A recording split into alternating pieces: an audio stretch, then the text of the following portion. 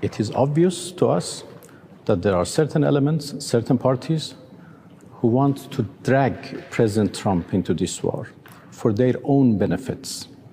And I think President Trump is wise enough to make the correct decision. They're going to wipe them off the face of this earth. What is your response to Iran's leadership and their regime continuing to taunt you, threaten you? Well, they shouldn't be doing it, but I've left notification. Anything ever happens, we're going to blow the whole country is going to get blown up.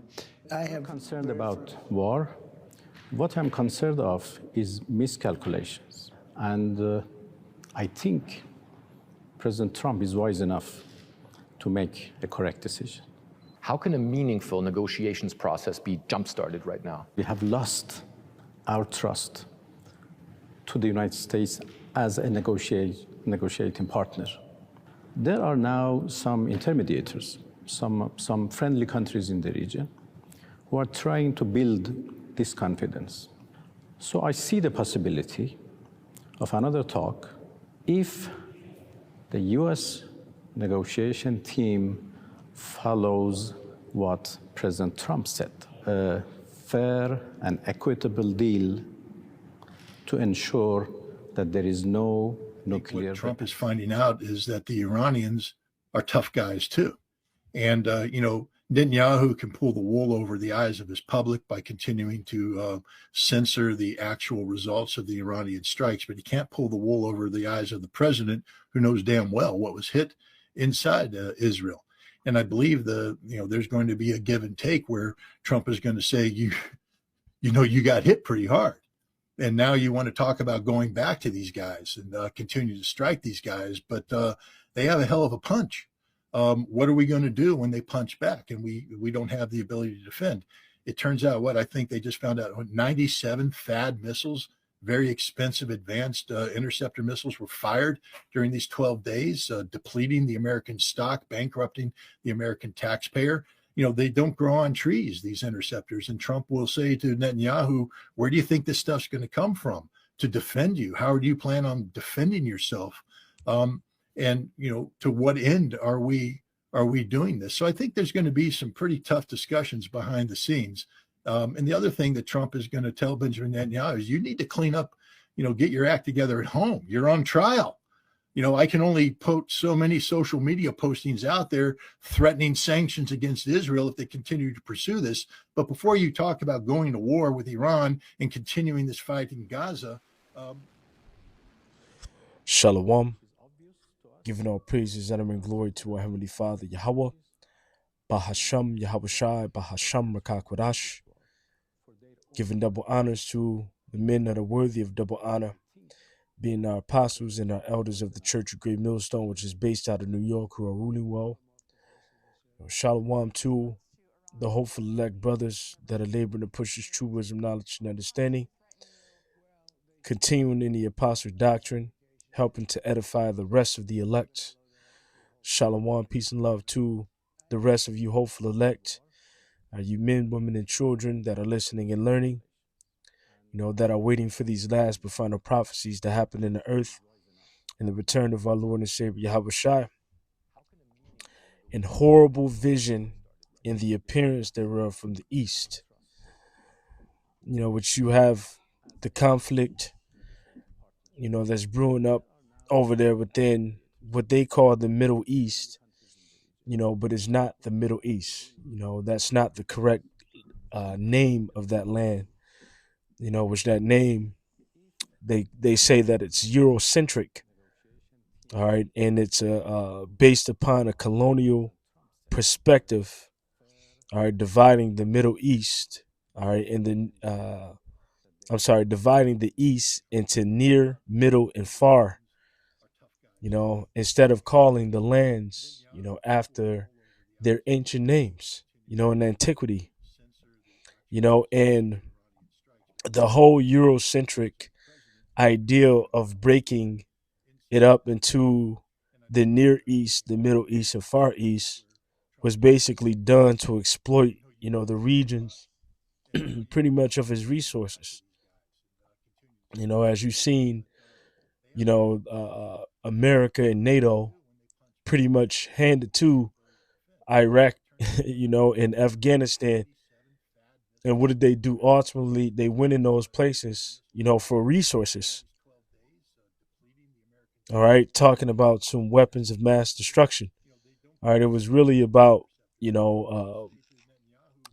taking over the government, overthrowing the regime, putting their puppets in there, and also sucking the land dry of its resources. All right, as we see constantly over and over again. Now basically you have the leadership of Iran who's saying that there's a particular group, all right, and we know that group by the nickname we gave unto them, which is the tiny caps, which they're saying that particular group is drawing America into a conflict, all right, and very much so. Now, the scripture speaks about three major world wars: World War One, World War Two, and World War Three. And I want to read this real quick, which just comes from Satan's Angels Exposed, page 162 and page 163. All right, the First World War, which is World War One, was to enable communism to destroy the Tsar's government of Russia and replace it with militant atheism, and that's where you get the Bolshevik revolution. All right, the Reds versus the Whites.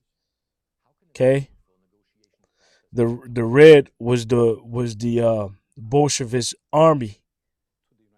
All right, in which they had something called the red tide, or the red army, in which they came up against the whites, which there was a civil war, and the whites end up losing. Now the Bolshevists was inspired by the small hats, which they were burning down churches. They were burning down those black Russian icons. They were trying to eliminate the ideal that the true Jews were Jakes, so-called Negroes. But anyways, that's what World War One was about. And then you go to World War Two, or the Second War. It says what began by manipulating the government of Great Britain and Germany to start a war. Hitler, however, accomplished this almost single-handed.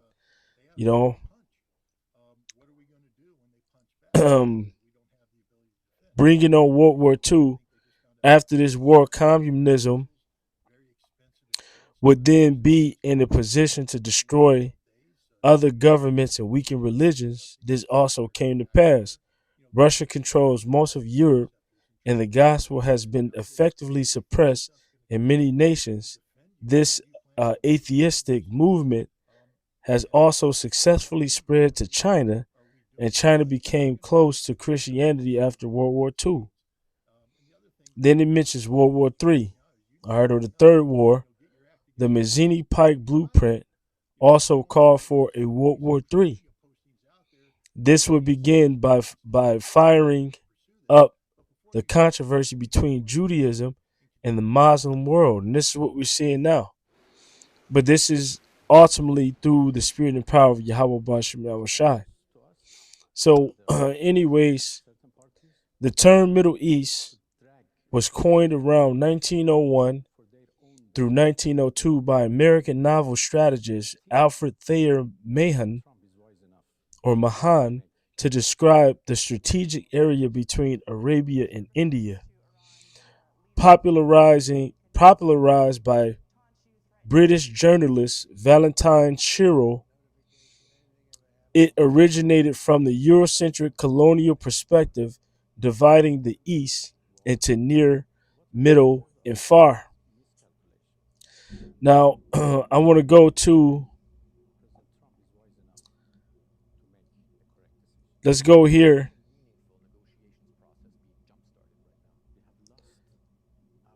to the book of 2nd Ezra 15 and 28. Behold, in horrible vision and the appearance thereof from the east, because the conflict that we're seeing right now between Iran and America and Israel is going to draw all of these Arab nations into coming together and unifying. All right, setting aside their differences and unifying under that one belief. All right, of being Muslims. All right, because you're going to have even Iran join in on the mix, which they're not Ishmaelites, they're not Arabs. All right, but however, they are Muslims. So they're going to come together as a so-called Muslim brotherhood, pretty much to fight against American Israel. Now I want to deal with this real quick because it says from the east, right? This is Judges 6:1. It says, and the children of Israel did evil in the sight of Yahweh. And this is just to make a point. And Yahweh delivered them into the hand of Midian. All right, seven years, which Midian, derived from one of those 6 sons that Abraham had with Keturah. All right, which they make up one of the Arab nations. And the land of Midian prevailed against Israel.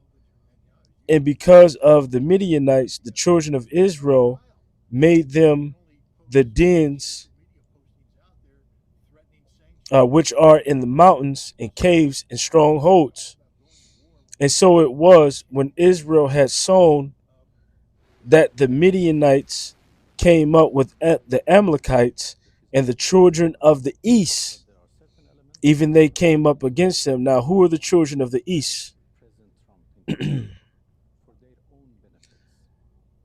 I want to read this from AI Overview. Yes, historical commentaries and biblical encyclopedias confirm that Josephus recognized the Bani Kadim, which really will be Ban Qadam, which or Banyam Qadam, which would be sons of East, or East sons East. Banyam Qadam, children of the East, as a general term for Arab tribes. Here are the key points regarding this connection. Definition of Banyan Qadam, but they say Benai Kedem. The Hebrew term Banyam Qadam translates to children of the East. It was used in the Old Testament to refer to people dwelling in east of Palestine, mostly nomadic tribes. So who was those nomadic tribes dwelling in Arabia? All right, or dwelling, from the land of Havilah going all the way up into Assyria, like it says in the book of Genesis, the 25th chapter in the 18th verse. Those were the children of Ishmael. All right, and then also the tribes that came from the 6 sons of Abraham from Keturah. Let's go to the Josephus real quick. The Antiquity of the Jews, 112:4. When the lad was grown up, he married a wife by birth an Egyptian, from which the mother was herself derived originally. Of this wife were born to Ishmael 12 sons, Nabaioth, and that's where you get the Nabateans from, allegedly. Kedar, which would be Quidar, which is dark. And Solomon said, look, am I not dark and comely as the tents of Kedar? So even the Arab nations were dark skinned at some point in time. King Solomon himself was a dark skinned man. Abdiel, Matson, Idamus, Masmus, all right, Kodat, Theman, Jeter, Nephesus, Cadmus. These inhabited all the country of from Euphrates to the Red Sea and called it Nabatene.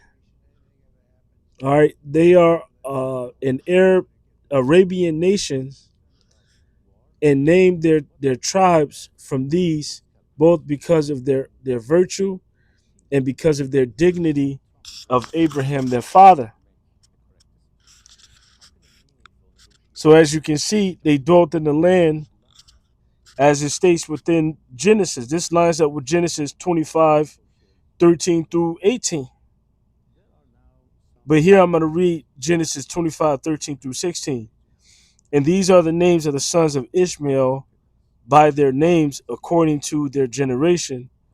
The first of Ishmael, Nabiyath, and Kedar, and Abdiel, and Mipson, and Mishma, and Duma, and Massa, and Hadar, and Tema, Jeter, Napish, and Kadamah. These are the sons of Ishmael, and these are their names by their towns and by their castles. 12 princes according to their nation. Matter of fact, let me read 17 and 18 too.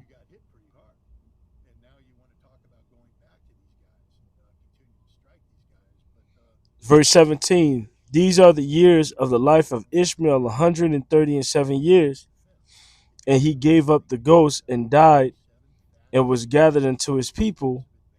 And they dwelt from Havilah unto Shur, that is before Egypt, as thou goest towards Assyria. And he died in the presence of all his brethren.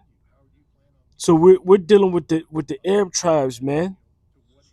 Okay, these are the kings of the east that is spoken about within scriptures, which I'm going to grab in just a moment. The antiquity of the Jews, 115:1. Abraham after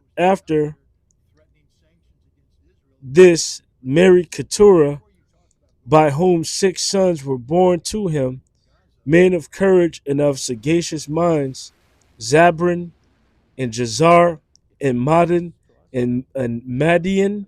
That's where you get the Midianites from, and Jasabak and Sus.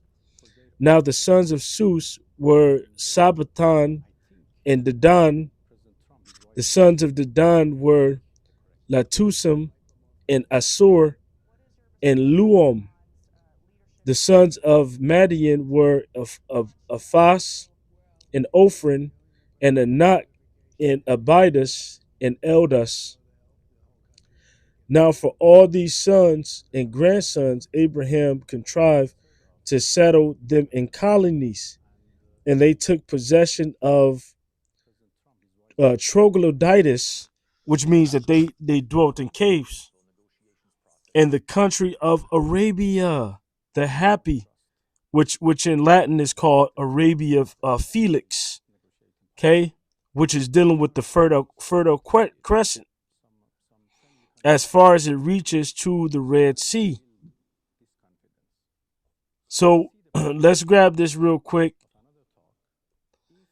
In the book of Revelation, the 16th chapter, in the 12th verse, and the 6th angel poured out his vial upon the great river Euphrates, and the water thereof was dried up, that the way of the kings of the east might be prepared, which the river Euphrates have been drying up for a while, but that's a significant sign, because Yahweh Bashim Yahushai is prepping the way of the kings of the east, which are these Arab nations, which is going to be joined by Iran to fight against America and also against the land of Israel. Now, there's talks of Iran needing to join in a nuclear deal, and they're trying to put the pressure on Iran by sending U.S. Naval troops and armada, and also flying, military aircrafts over, as if they're going to intimidate Iran into making a deal. And Iran is like, look, you're not intimidating us. We're not afraid, and that if you do anything to us, that we're gonna make you pay by way of bombing, your military bases in the region. Now they say that Iran doesn't have nuclear weapons, and they don't have intercontinental ballistic missiles. In which, if America believed that they did, they wouldn't even be all up on Iran like this. All right, you don't see, Russia. I'm sorry. Yeah, I'm sorry. You don't see America rolling up on Russia like that. All right, because nuclear capable countries, all right, that have intercontinental ballistic missiles, they pretty much understand that there's something called mutually assured destruction. So if you roll up on a nuclear capable nation and they end up popping off a nuke, then you're gonna have to retaliate and pop off a nuke, and nobody wins that war. So once again, 2 Ezra 15:28, beholding horrible vision and the appearance thereof from the east, where the nations of the dragons of Arabia shall come out many with many chariots, and the multitude of them, all right, shall be carried as the wind upon the earth, and all they which hear them may fear and tremble. Which when you go into the book of Matthew, I'm sorry, the book of Luke 21.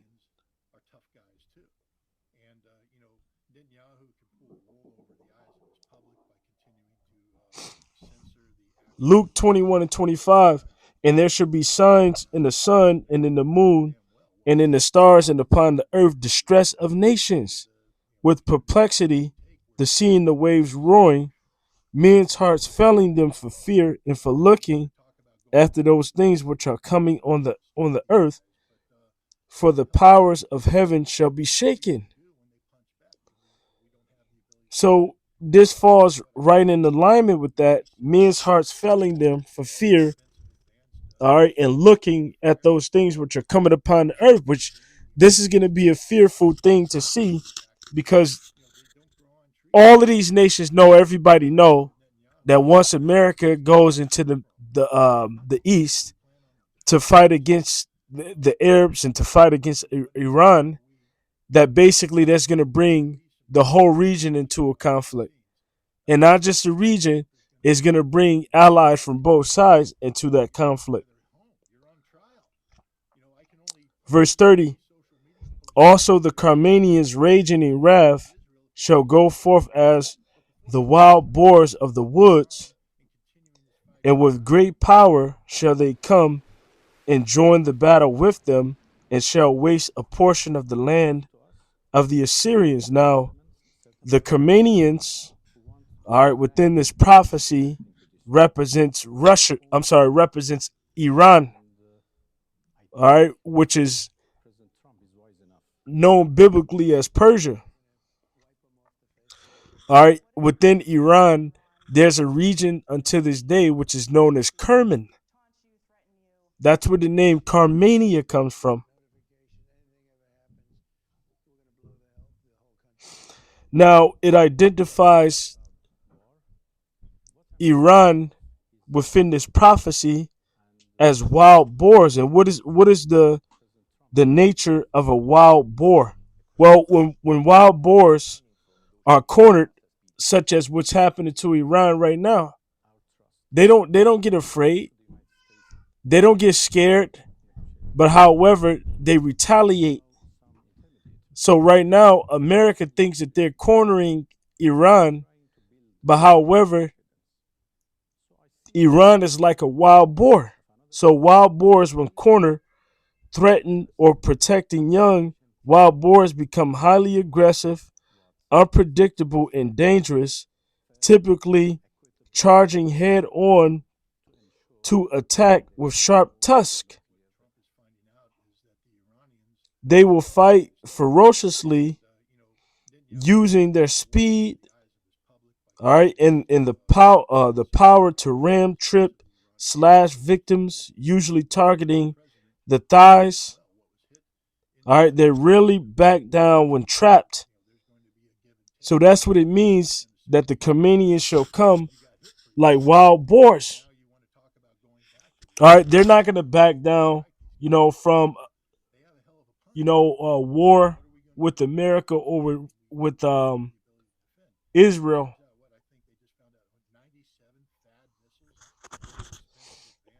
Now it mentions that they shall waste a portion of the land of Assyria. Well, Assyria in this prophecy is speaking about America. All right. And when you go to the book of Nahum, the second chapter or the third chapter, it speaks about the nuclear destruction. How it's going to look.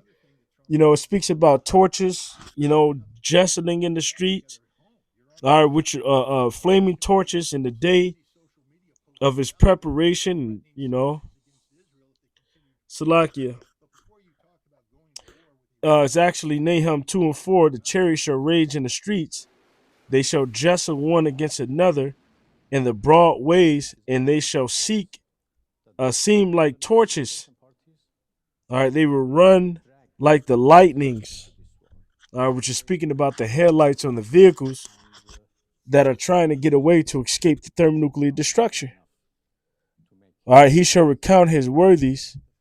They shall stumble, all right, in their walk, and they shall make haste to the wall thereof. All right, and the defense shall be prepared. All right, Nahum 3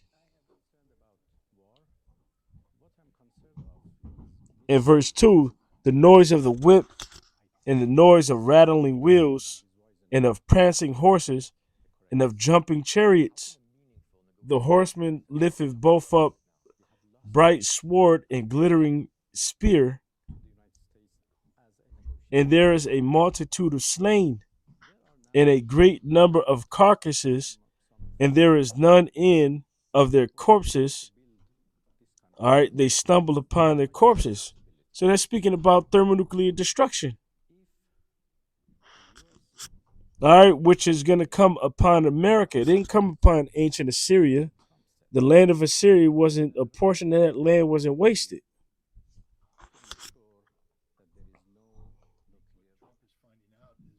Let's continue to read on.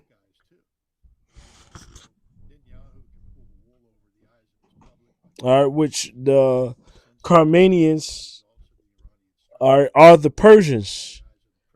Ezekiel 38, 1 through 5, but I'm going to just read 5. It says, Persia, Ethiopia, and Libya with them, all of them with shield and helmet. Now, Persia isn't called Persia anymore, although you might run into somebody from Iran and they'll say, well, look, I'm Persian. Persia's changed its name to Iran.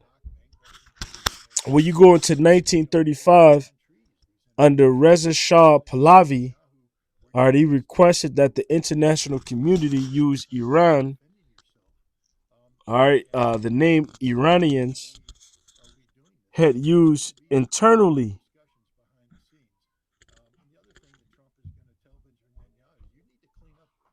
Let me see. All right, let's go to 1531. And then shall the dragons have the upper hand, remembering their nature.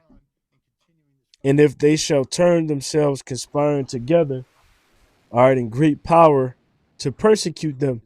So the dragons represents these Arab nations. and they're going to remember their first nature. Well, when you go to Genesis 6:12, it says, and he will be a wild man, and he will be against every man, and every man's hand against him, and he shall dwell in the presence of his brethren. See, so this is speaking about Ishmael. So in the presence of his brethren, you know, all of those different Arab nations. Okay. Second Ezra 15:32. Then shall these be troubled and keep silence through their power, and shall flee. And from the land of the Assyrians shall the enemy besiege them and consume some of them, and in their hosts shall be fear and dread and strife among their kings. And behold, the clouds from the east and from the north unto the south, and they are very horrible to look upon, full of wrath and storm. Because once they start fighting over there within the region, they're going to be using, short range, missiles. They're going to be using, what do they call them? Medium range missiles, not intercontinental ballistic missiles, but medium range ballistic missiles. They're going to be using hypersonic missiles, shooting weapons from their helicopters, from their Navy ships. And when those bombs explode, it's going to cause clouds, which are very, scary to look at, because people can feel that something is coming, but once they finally see that war happening, it's going to be a very scary sight. Clouds are the dust and smoke from war, in the east, and the rockets and bombs exploding, and, vehicles exploding. Verse 35, they shall smite one upon another, and they shall smite down a great multitude of stars upon the earth, and their own star, and blood shall be from the sword into the belly. Now the stars represents the different ranking systems, within, the military. From one being the lowest rank, to 5 stars being a 5-star general. So this is speaking about, even, different people from in different positions in the military being unalive within this great war. It's going to take place. Second Ezra 15:36, and the dung shall be the dung of men unto the camel's hoof. Verse 37, and there shall be a great fearfulness and trembling upon the earth, and they that see the wrath shall be afraid, and trembling shall come upon them. Verse 38, and then shall there come great storms from the south and from the north, and another part from the west. And strong winds shall arise from the east, and shall open it, and the clouds which were raised up in wrath, and the stars started to cause fear towards the east and west wind shall be destroyed. The great and mighty cloud shall be puffed up, full of wrath in the earth, that they may make all the earth afraid, and that dwell therein, and they shall pour out over every high and eminent place an horrible star. Fire and hail and flying swords, and many waters, and all fields may be full, and all rivers with the abundance of great water, and they shall break down the cities and walls and mountains and hills and trees and woods and grass and the meadows all right, in their corn, which this reminds me of Revelation, the 7th chapter. Hurt not the trees, or, until we have sealed the servants of our power in their forehead. Well, once the elect is sealed, then that's when the great destruction can come. All right, once they implement the MOTB and the elect is sealed. Let's continue to read. It says, and they shall go steadfastly to Babylon to make her afraid, and they shall come to her and besiege her. All right, the star and all the wrath with them. Salakia, the star and all the wrath shall they pour out upon her. All right, then shall the dust, the smoke go up into the heavens, and all they that be about her shall bewail her, and they that remain under her shall do service unto them that have put her in fear. So this is speaking about the destruction of Babylon the Great, which is America, because this war that's going to take place eventually is going to culminate up until the destruction of this place. All right, via thermonuclear destruction. Now, it don't matter if Iran have nukes or not, which in my opinion, I believe that they do, and they just play like they don't. All right, and when you ask Google or so-called experts, all right, if Iran has it, they'll say no. But then they'll say, well, Israel may have them, but they don't disclose that they have them. All right, which is dealing with the nukes, which Iran is supposed to be a part of the non-proliferation agreement.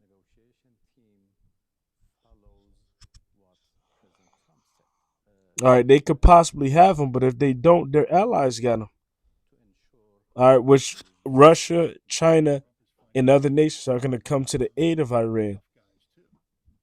And eventually, once they start fighting in that war over there, there's no returning back from it.